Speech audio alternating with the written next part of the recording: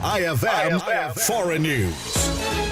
Umabot sa mahigit 500 katao ang nasawi sa matinding pagbaha sa Indonesia noong nakaraang linggo, habang patuloy ang paghahanap ng mga rescuers sa mga apektadong lugar. Mahigit 500 katao din ang nawawala at libo-libo ang sugatan dahil sa pagbaha at malakas na pag-ulan. Ang pagbaha ay dulot ng isang bihirang bagyo na nabuo sa Malacca Strait at tumama sa 3 probinsya na nakaapekto ng humigit kumulang 1.4 milyong katao ayon sa ahensya ng pamahalaan para sa kalamidad. Hindi lamang Indonesia ang apektado dahil kabilang din sa mga bansang tinamaan ng malalakas na ulan at bagyo sa Asia ang Thailand, Malaysia at Sri Lanka na nagulat din ng pagkasawi. Samantala, patuloy ang mga aid workers sa kanilang pagsisikap na maabot ang mga tao kahit pa kailangan nilang maglakad o sumakay ng motorsiklo dahil hindi madaanan ng malalaking sasakyan ang maraming kalsada. Para sa IFM Foreign News, ako si